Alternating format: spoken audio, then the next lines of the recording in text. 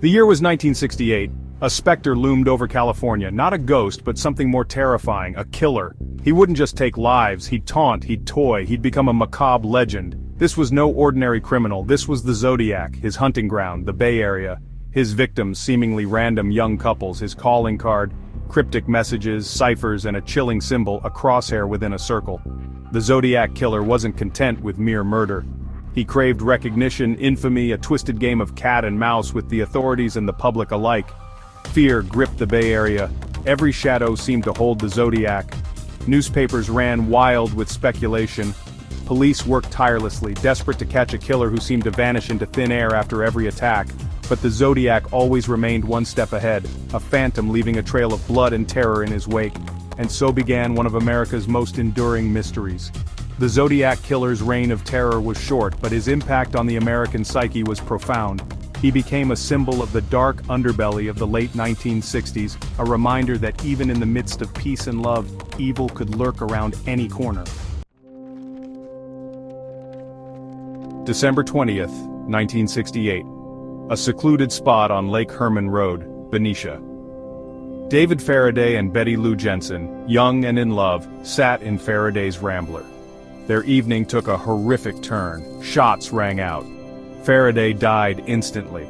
Jensen, fleeing in terror, was gunned down just a few feet away. 5 months later, the terror struck again. July 4th, 1969. Darlene Ferrin and Michael Mageau parked at Blue Rock Springs Park in Vallejo. Another car pulled up. Gunshots shattered the night. Ferrin died at the scene. Mageau, though seriously wounded, survived to provide a chilling description of the attacker, a heavyset man in a hooded costume, his face hidden behind a mask. These two attacks sent shockwaves through the Bay Area. The brutality, the seeming randomness, the audacity of it all. It was a terrifying new breed of killer on the loose.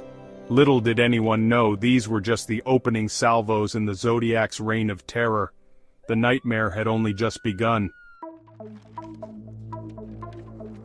September 27, 1969. The idyllic setting of Lake Berryessa became the backdrop for the Zodiac's most brazen attack yet. Cecilia Shepard and Brian Hartnell enjoyed a picnic on a secluded knoll. A man approached, clad in a bizarre hooded costume, a symbol emblazoned on his chest, the now infamous Zodiac crosshair. Brandishing a handgun and claiming to be an escaped convict, the man bound Shepard and Hartnell. Then, with chilling precision, he stabbed them repeatedly. Leaving them for dead, he scrawled a message on Hartnell's car door, September 27, 69-6, 30 by knife. This time, the Zodiac wasn't just killing. He was making a statement, a macabre performance for an audience he knew was watching. Miraculously, Hartnell survived the attack and provided a detailed description of the assailant, but Shepard succumbed to her injuries. The Lake Berryessa attack marked a turning point. The Zodiac was escalating, his methods becoming more brutal, his need for recognition more desperate. Section 4 Cryptic Communication, the Zodiac's Chilling Messages. August 1, 1969. 3 Bay Area newspapers received chilling letters. Each contained a nearly identical message claiming to be the killer from Lake Herman Road and Blue Rock Springs. Each letter included one part of a 3-part cipher. The writer demanded the ciphers be published, or he would claim more victims.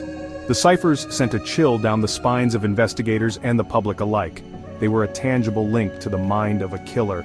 Days later, a schoolteacher and his wife cracked the 408-character cipher. It contained a chilling message but no concrete clues to his identity. The Zodiac would go on to send numerous letters and cards to the press. Some contained more ciphers, some taunted the police, and some hinted at future crimes.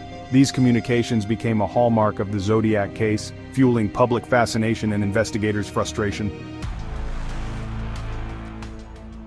Section 5. The Puzzle Palace Theories, Suspects, and Dead Ends. Over the years, the Zodiac case has attracted countless theories and potential suspects. Arthur Lee Allen, a former schoolteacher with a history of violence and an obsession with codes and ciphers, became a prime suspect. Circumstantial evidence linked him to the crimes, but DNA testing proved inconclusive. Another suspect, Ross Sullivan, bore a striking resemblance to police sketches and worked at a library where the Zodiac was known to have mailed letters. However, concrete evidence remained elusive. Countless other individuals have been investigated, their lives scrutinized for any connection to the Zodiac. The lack of a definitive suspect has allowed speculation to flourish. Some believe the Zodiac was a skilled surgeon based on the precision of the stabbings at Lake Berryessa. Others point to potential military connections, citing the Zodiac's knowledge of codes and ciphers. Yet despite decades of investigation and countless man-hours poured into the case, the Zodiac killer's true identity remains a mystery. Section 6. Zodiac's Shadow, a legacy of fear and fascination. The Zodiac killer's reign of terror may have been brief, but his impact on American culture has been profound. He became a symbol of the dark side of the 1960s, a reminder that even in an era of peace and love, evil could lurk in the shadows. His crimes left an indelible mark on the Bay Area, casting a long shadow over the region's history. The Zodiac's cryptic messages and chilling ciphers captured the public's imagination, turning him into a macabre celebrity. He became the subject of countless books, documentaries, and films, each attempting to unravel the mystery of his identity and the motivations behind his horrific crimes.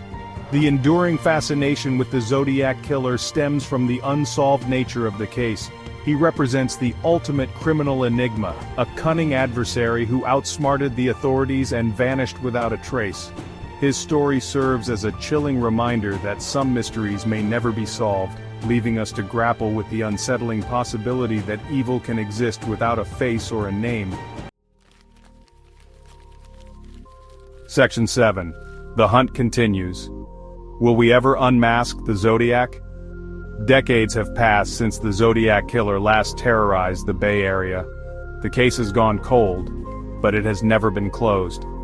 Law enforcement agencies continue to receive tips and leads, each one meticulously investigated in the hope of finally bringing closure to this decades-old mystery. Advances in DNA technology offer a glimmer of hope.